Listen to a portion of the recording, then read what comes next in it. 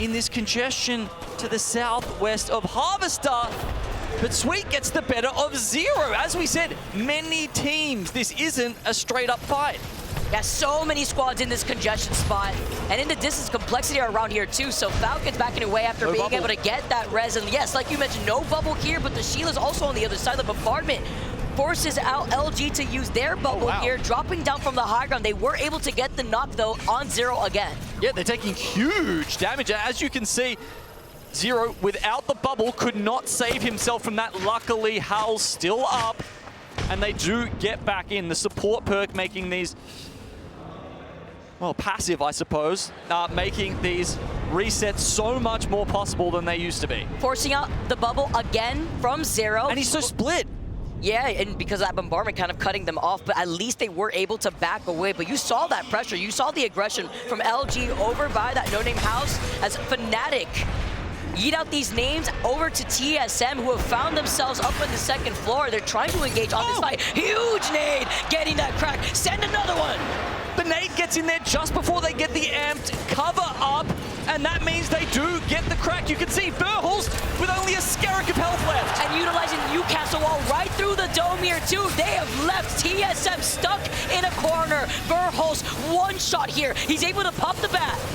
They wait. Hopefully this thermite gets on top of TSM. If they move, they will burn. But the Sheila from Burhals gets the knock, and Fnatic also getting pinged by another team in the distance. They do not succeed on taking this fight versus TSM. Patient, but not patient enough. Meanwhile, Shopify Rebellion, remember they were going for that Evo Harvester up north. Now in a 1v2, 2 shots left, and Zainu clutches up. And the pop-up from Zainu in the cams is what I like to see. They clutch it out, they take care of Aurora, and now they're gonna be able to get the rest. They lost out on MT. Did he hit 2 in 1 shot? Looked like it was a clap. I mean, the Mastiff spread is quite horizontal. If both of them peek him at the same time there, I think that's the only way he could have won it. Back to back off of that bullet spread. And then we know that they had that beacon right there too, so they'll be able to get their third right back in. Enter Force 36. Off there, rotate after scanning the ring console over by Survey Camp, now making their way towards Grandma's house. Fury, a team that will be taking their time to also rotate from Skyhook. They also wanted to get that ring console over there, so they'll have that information as they also be going through that tunnel side of Skyhook. Okay, next zone now coming up. As we saw with TSM, some teams are opting, calling this potentially towards the thermal side of things. They're not right. It's going to be Harvester. Gaming Gladiators, Envy, Team Burger set up early. Knocked him down to the south, actually may have a good spot. They're sitting, I believe, in the train cars on top of the highway, and they'll be able to spot out these teams rotating in from the south, from Tree, maybe even VK Gaming over there. Meanwhile, Shopify, very long way to make it towards Harvester, and they're also going to have to go through some gnarly chokes. Really, only that free choke would be coming out of Monument side towards the south side that would lead you into Harvester. We know that there's that snake building that some teams could try to coexist in over by Harvester. Looking at Liquid Alienware though, only 2 games down, and they've only been able to accrue 2 points in total. You could see them trying to take some shots with the longbow. I think safely, they were looking at VP originally, who were able to get the reset, by the way, by Tree, and could also hold on to that ring console there to deny that opportunity from other teams. They get the reset, but they lose all of their priority, Vicky. I mean, you know, they're landing VP at Lava Siphon, one of the closest zones in here for them, and yet they're going to be one of the last teams into Circle 3.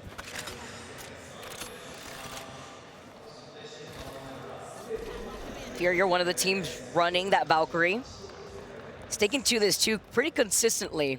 They've been rocking it for a little while. Yeah. You know, as we said, teams like Fnatic trying it out for the first time here today. But Furia have got their reps in on it. Confident with the fact that they have a survey beacon right there, right next to staging, while overlooking the teams that may be crossing their path on their rotate. They noted already how many squads were closer to those tracks by staging. We had seen LG in that building originally too. Saw that initial fight with Falcons and Guild.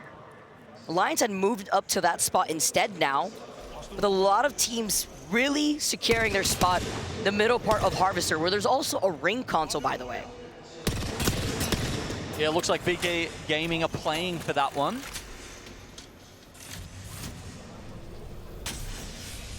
They might be just, if they haven't hit this survey beacon already, they'll grab that and then take the skyward dive in. It looks like Go Next may have had a similar plan, but Jiran is not going to be able to do that with VK Gaming. Trying to scare them away. You can see, though, it's a 2v3 firefight right now. Because they didn't have that ring console, because they're running the Valkyrie, they get to scan that survey beacon instead to see where everybody is on the map. VKG were able to successfully hold off Go Next, forcing them to go through that bunker tunnel on the outskirts of Lava Siphon. And once they pop out, though, they'll be in that next zone, maybe trying to see if they can try to take a different angle onto VKG.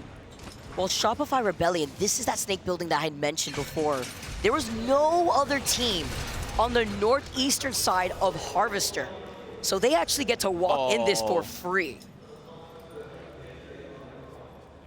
That's crazy. I mean, yeah, I said how hard this rotate was going to be, and it's like a walk in the park for Shopify. Not only that, I think they're actually going to be able to walk in and bubble the ring console.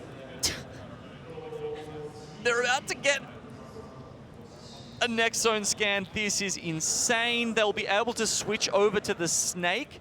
It looks like Gaming Gladiators. Oh, actually, I don't know. They're kind of playing up the top. Depending what Shopify read here as they move forward, they might be able to play the position underneath. They might be able to play the position on top of that wing of Harvester, but it does look like they're going into the snake. I like this. I think this is the safe play. Yeah, if you want to rotate up on the top of the high ground by that hilltop once you exit out of that vault tunnel, that's crazy.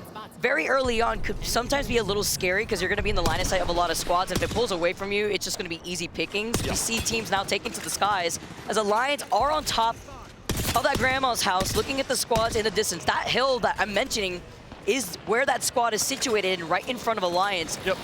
See the charge rifle still lighting up the feed from drops. Morse teams now trying to find their spot, but effect! He was so fixated on the teams landing in front of him. He's got to worry to the squads looking at him to his side. It was Legacy that was able to get that knock, but Guild are not going to push on that. They're just building up their Evo shields. They're going to sit pretty underneath that tunnel.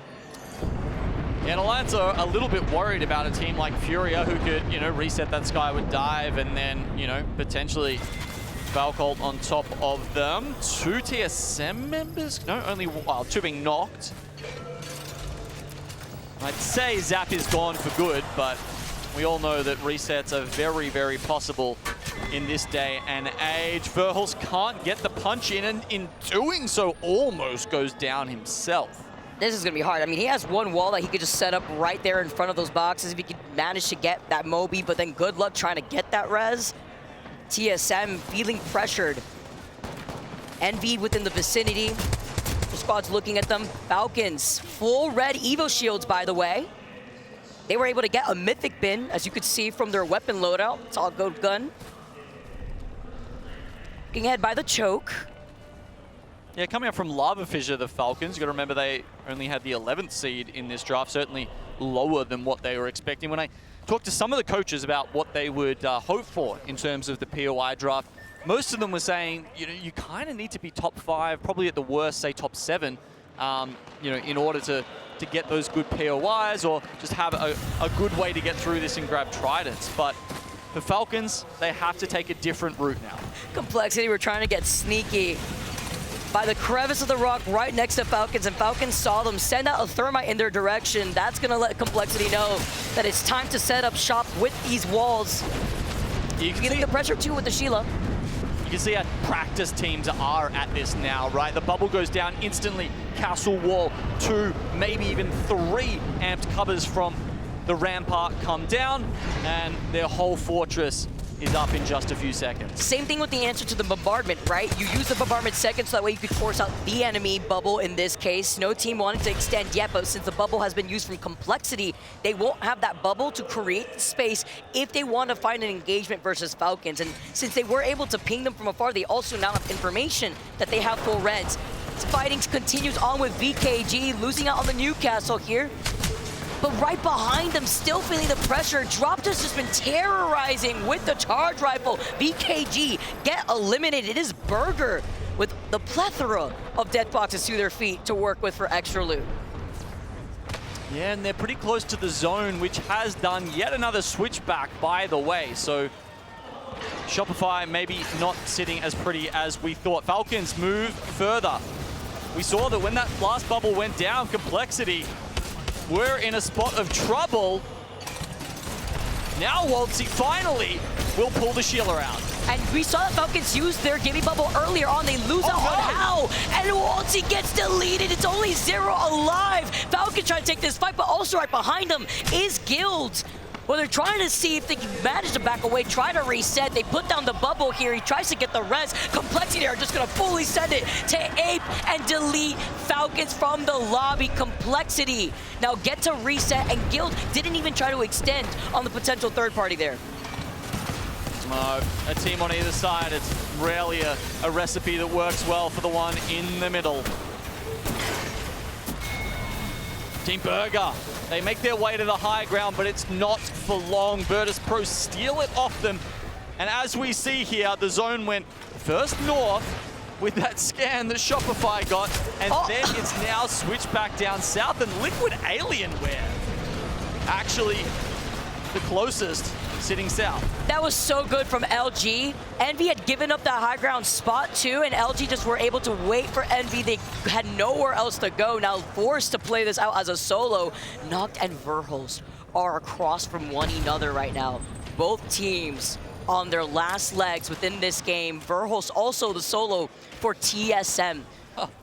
Still around. Complexity taking the lead after that fight win over Falcons, now on 27 points. Solo taken out from Nizul. As Liquid had called out the zone, by the way, they also stationed themselves next to two Mobies as some extra makeshift cover. They're the only team, by the way, aside from Alliance, who are still in Harvester in that next zone.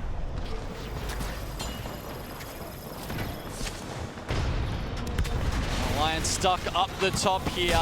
One of the only teams still playing Catalyst in this finals lobby.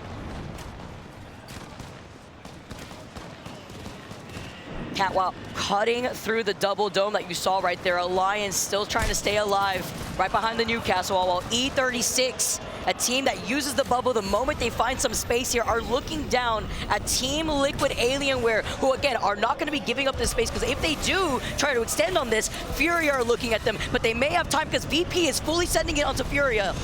3 Valk teams still left in the lobbies. We see E36 slam their position, and Furia don't get to do the same.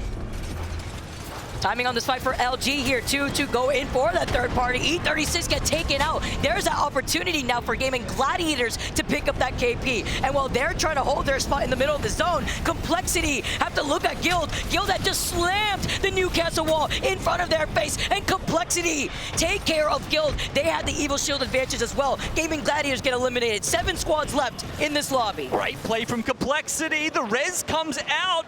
They're back up. T-Law is firing shots at them, but they're not getting through the walls. 3 teams still up at the top, and Complexity want to throw themselves into the mix. And you have 35 seconds up before this circle closes in right behind you. Alliance are getting some kills. Complexity move in to try to 3P this, but Alliance are hiding behind the mobile shield. They still have a sliver of the Newcastle wall allowed. With the Catalyst, you can see they're providing themselves so much cover in this final zone, though. The wall goes up, and Complexity, they were hesitant about pushing in because of the spikes. Such a good notice here. Complexity backing away. They don't have a catalyst. They can't extend to create that space if they did in that case. Instead, they have that rampart. So good call from Complexity to back away, while Shopify on the other side are still neighboring that of Alliance. By the way, LG sitting above, I believe it's a solo from Virtus Pro. They haven't noticed he's there just yet. Bubbling forward. I think they've gone past him. Completely unnoticed with 6 squads left. Gaining crucial placement points. Nothing to see here for that solo out. Complexity now try to engage. They put down the dome. Let's jump into it listening with Complexity as they take this fight. Go. Do you have wall? Yeah, Follow me north. Good. No, it went fucking far. Good. Fine. Cat's walking up. Get ready, fight this. Chill. Yeah. Try it there. Yep. Cat's walking. Get it. He's taking. One HP on him. One HP. Kill him. Come on, right. I'm looking. Two are dead. All dead. I'm back Still above. I'm getting a slow. Still above. Yep. Top 3, boys, okay? Look above. Careful. Yes. Healing. They're gonna drop. We need heals on You're these trapping me. left boxes, okay? I'm taking self. We're Grab it. They're shooting out. So Chill. bottom right. Yep. Yes. I'm taking bottom right. I need cells too. It's bottom right and top. I can shot these cells. I got two cells. I'm good. On me. A lot of shit. Okay. We need to go probably left side rock. We need to go left side rock. And with the way Complexity and their comms are flowing, you wouldn't think Monsoon actually has to go to the bathroom. Sitting on the edge of his seat, playing off the low ground. They have to worry about Shopify Rebellion on height. Complexity with the throwback logo. It feels like they're throwing back to the glory days of Monsoon. We've said this is his meta. Maybe this is their land. Let's see how they play around this. They have so much KP to their name, 12 total KP for this squad, but they get hit with the Energized Barrier for now. They use up the dome. Liquid Alienware are staring at Complexity, who are low on health. Shopify will eventually need to drop down from the height. Kimchi gets knocked, by the way, by the ring. The pressure, as now Complexity are down to a duo. They get taken out in third.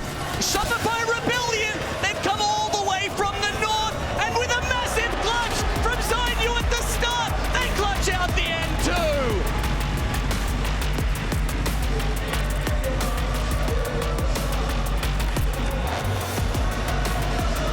With the pop-off, Shopify had the positioning advantage. Looking down at Liquid, looking down at Complexity. With the KP distributed throughout that game, Complexity, even Shopify out here. 13 kills. He was feeling himself after that first fight up at Climatizer. He finishes up with 6 kills and over 2k damage. MT and Koifel right in there as well, though 7 between them. Shopify. Couple of points starting out, and now they add 25 to it. Here's that banger game that we were talking about. No one had after games 1 or 2. That's with them coming out of survey, right? Coming in from the north, like you had mentioned, Gino, finding their spot over by that southern side of Harvester, close to that jump tower in between that rock. But in the midst of the chaos of the teams that were fighting out of Harvester, they found that space right in between Liquid and Complexity. And we've talked about how bouncy the zones are right now on World's Edge. I mean, it was one side of Harvester, then it was the other. They get one of the luckiest late game scans I have ever seen, and still, it kind of debates them, right? And despite that, they fight their way into the position and make it to first. And yeah, look, I think this this pick of MT is kind of... It's so accurate. What we want, what we're expecting here, right? My face when you see that that entire side of Harvester was free for you to just walk in and get that ring console.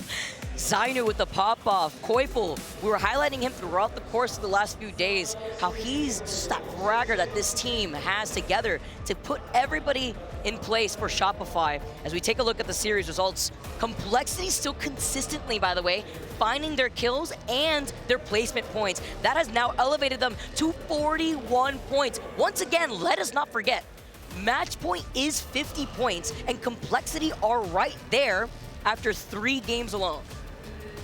Yeah, by far the closest to grabbing that out of any of these teams. And, you know, that first fight against Falcons, now that I'm just thinking back on it, was so impressive, right? Remember, they were stuck in a tiny little ditch on the low ground, and somehow they switched that around and used all of their abilities to manage to actually get the high ground over Falcons and then take them out. It was a really impressive and well-called fight by Monsoon. I mean, big props though, of course, to Shopify Rebellion for taking out the dub there. It's almost like MT is the one like holding the akimbo weapons.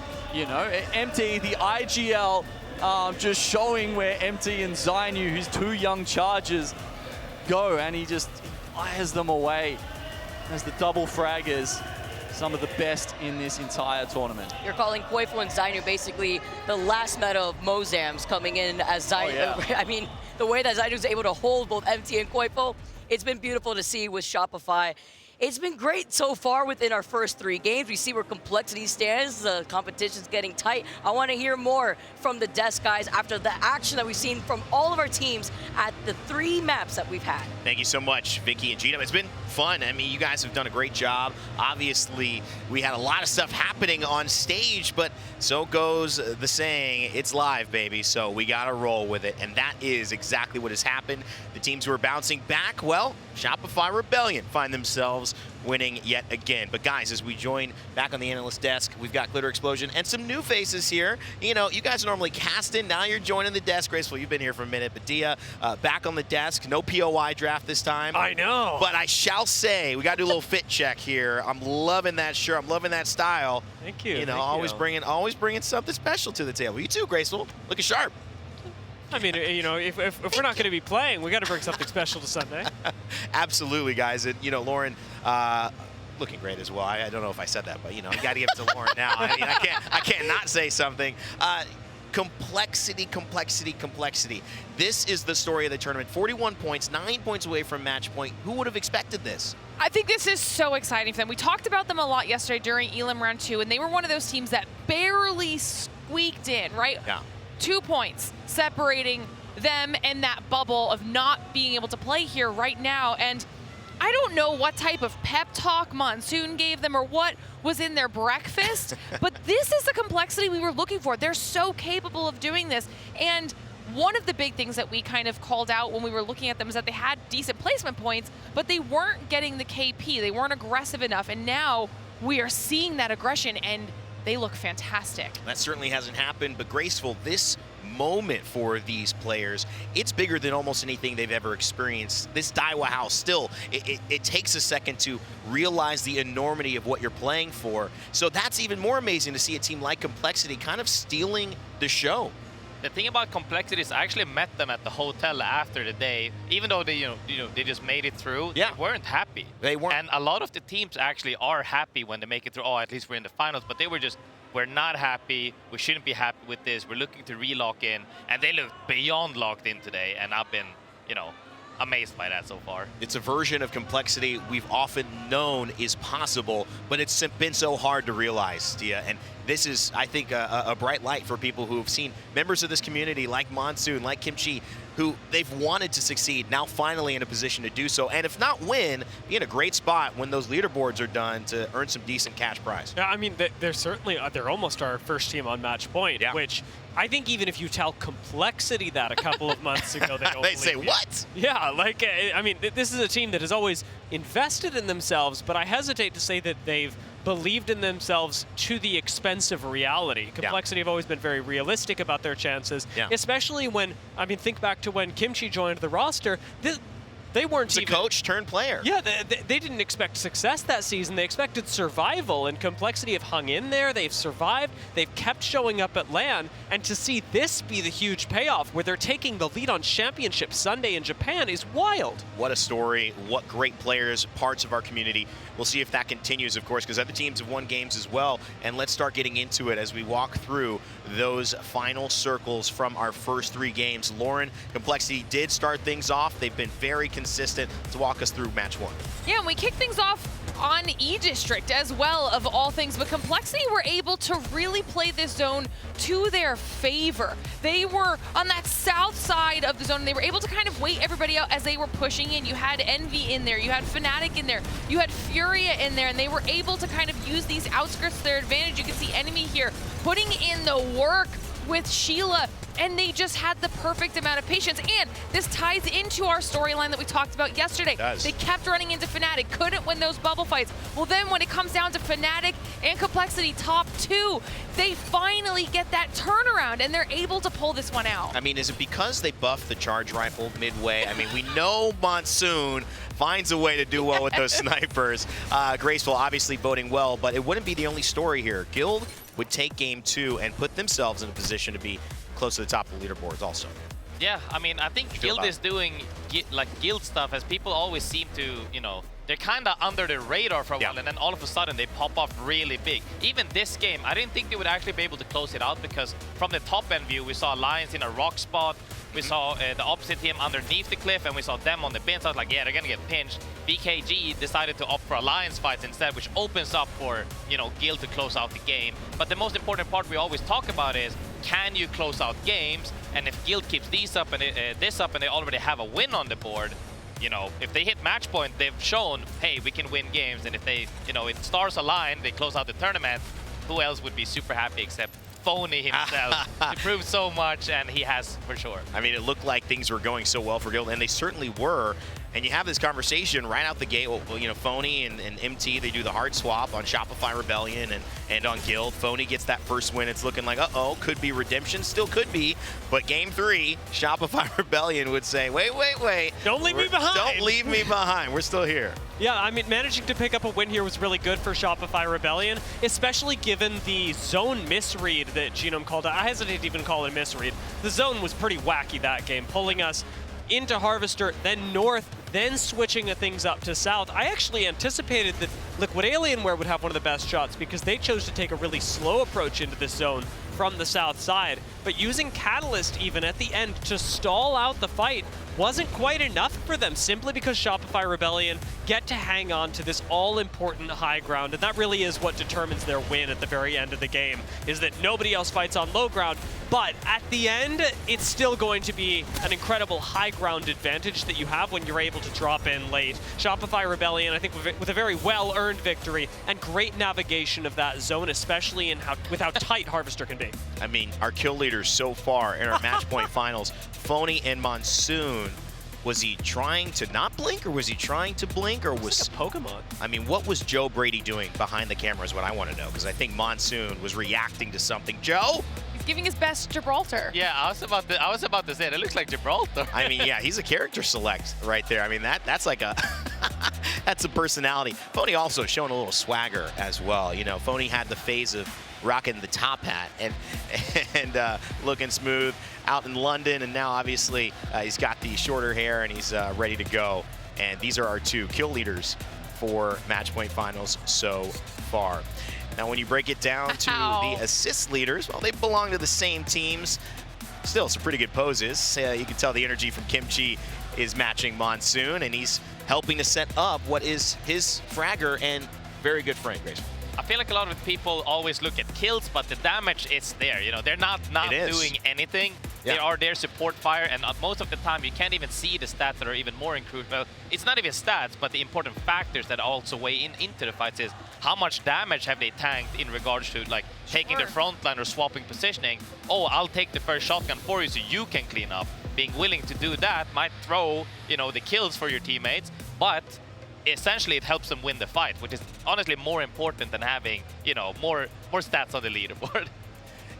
Talking about Guild as well, I mean, I think it was Snipedown brought this up a few days ago, but what a turnaround it is to have him be one of the kill leaders in a finals lobby. Because Phony, I think, was critiqued when he was playing on SSG for being somebody who mechanically wasn't able to keep up with the rest of the team, because you have, I mean, Zainu and Koifel right next to you. What are you going to do? Yes, but now seeing Phony really step up in this whole LAN, but especially in the finals with the team, Jesco and Legacy are no slouches mechanically, so it's not like he's just like pulling ahead of a team that just isn't there. And I think I'd say a very similar thing about Monsoon, although with him, I think it's a bit of a special case, especially given how many people he's knocked out of the tournament so far. The man is a sniper specialist, and that especially is really important when they're collecting kills. Let's take a look at the series results. Lauren, walk me through other storylines that have caught your eye. We know Shopify, we know Guild.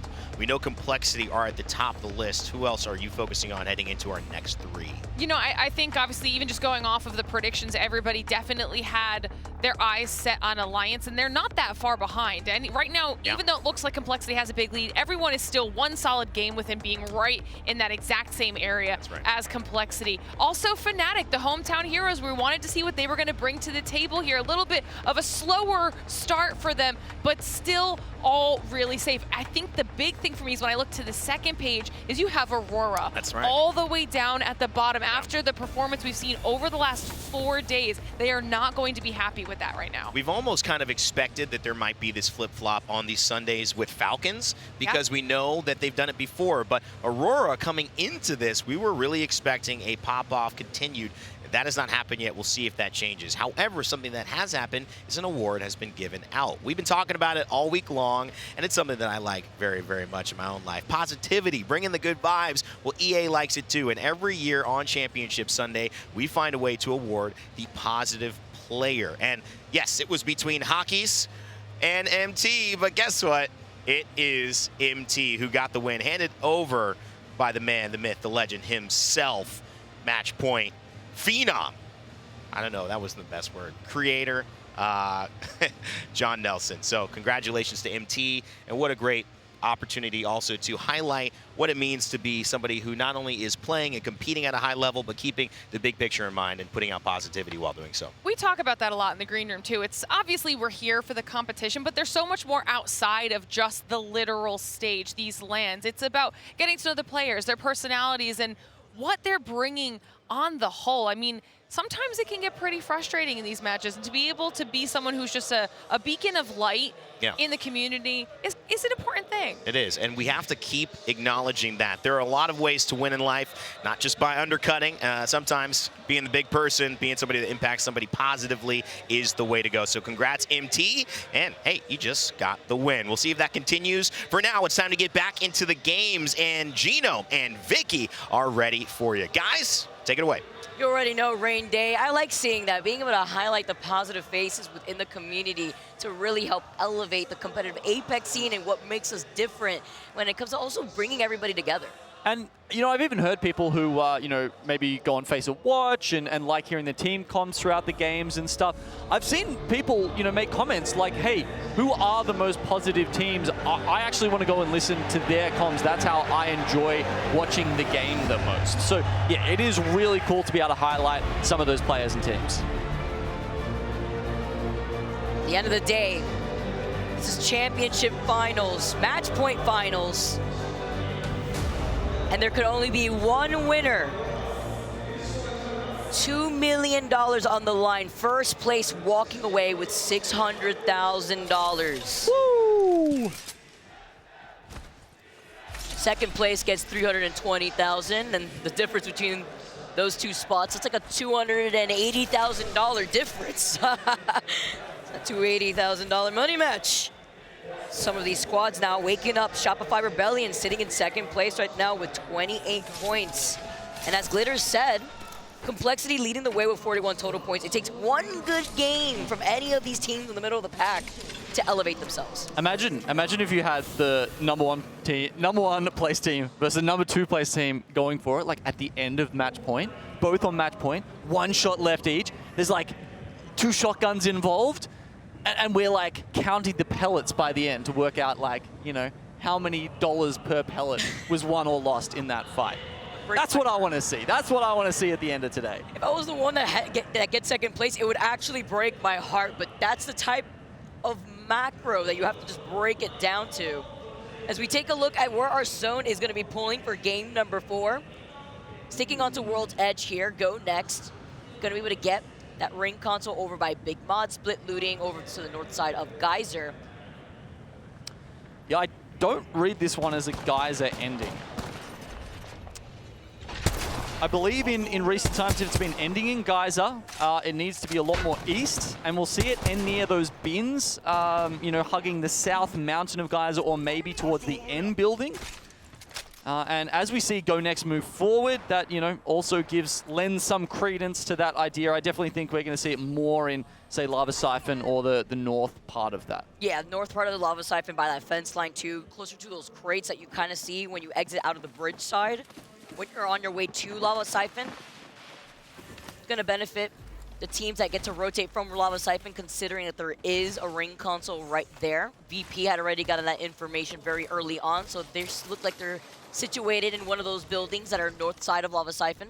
Gaming Gladiators, another team that are looking to get some info.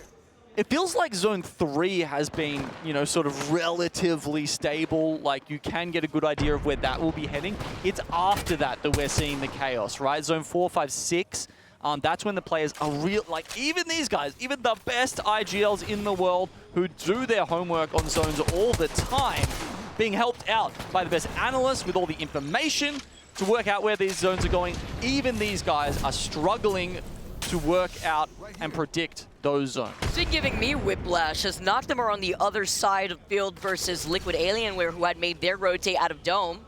Noctem out of Tree, trying to take this fight, trying to trail up from right behind them. Well, they are going to be able to try to chase down after Liquid Alienware. It looks like Team Liquid had split up. Now forced to go through stacks to see if they could try to rejoin together, while Noctem are just going to keep chasing after Higuadas. They know that he's separated from his team. Oi. Charge rifle in the hands. A lot of teams will only be picking this up if they see an early select fire, not Monsoon. He knows. He's got it dialed in, and he will be doing damage. Charging Evo. Supercharging Complexity's points all the way up to 41 in the first place position on the leaderboard right now with that weapon. Now shifting our focus onto E36. We're surrounding Go Next by Overlook. With the Valkyrie pick for E36, it could get into that high ground positioning that you currently see aimbot on.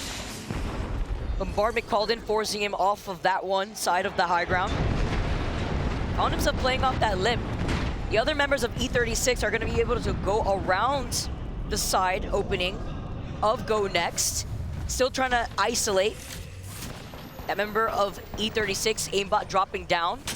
Nice dome here. Now E36 don't like the situation. They can't get that survey beacon. They're trying to get away. Shopify Rebellion on the backside of this as well, though. As we see that damage coming out, it's probably only a matter of time until Shopify Rebellion get there. Oh no, E36 get taken out. Go Next. Remember, in that last game, E36 were trying to deny the opportunity to Go Next for them to get the survey beacon over by Lava Siphon, I believe it was. Oh.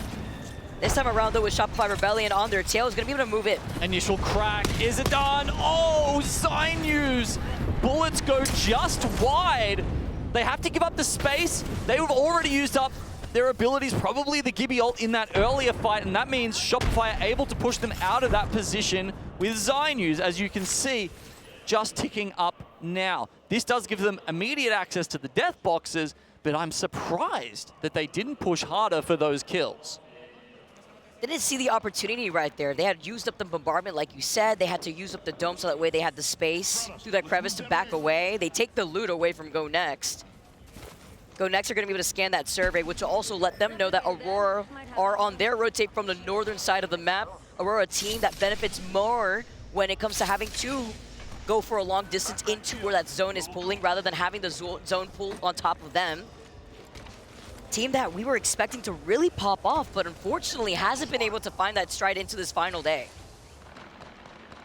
Yeah, considering they've changed up their macros so much from previous tournaments, Vicky, I was expecting them to do well here. They've been hitting the placement points harder than ever before, and not just running at people like they have in previous tournaments, and that says something about the growth of a team usually. That is usually the trajectory a team takes. They start off as a great team fighting team, and then they add more macro into the mix until they are a truly versatile top team. Yeah, where they check all the boxes. We knew that they were able to frag out in these lobbies, but their positioning in these final zones just were not working out for them. Although in this today, just transitioning from their progress in the last few days, Aurora not looking like they're in top form. Instead, seeing where this zone is pulling and seeing how many squads have already found themselves in this space. Gaming Gladiators Guild in one of the buildings that I've highlighted, actually, northwest side of Lava Siphon. Shopify Rebellion are going to be able to try to gatekeep a lot of the teams that may want to find themselves going through that choke, exiting out of Fragment East. Fighting over here by Falcons, though, looking at Go Next, they're about to get sandwiched. They're constantly finding themselves in these early to mid-game fights and not being able to clean them up cleanly enough. Let's see if Hal, with the aggressive slam here, can do that. Is it Unflies up? Waltzy will confirm the knock. Hits him with the Go Next here as he takes them out. 2 members of Go Next running for their lives. Shopify Rebellion were looking to maybe get involved. Unlucky does the same to Furia, and it's madness on the wrong side of a PK. And Gaming Gladiators get eliminated in your feeds. Alliance taking this slowly too, with Falcons just right around the corner. Do they want to extend to try to go in through that choke, or do they want to commit to going through the choke that we saw Shopify Rebellion in? This is for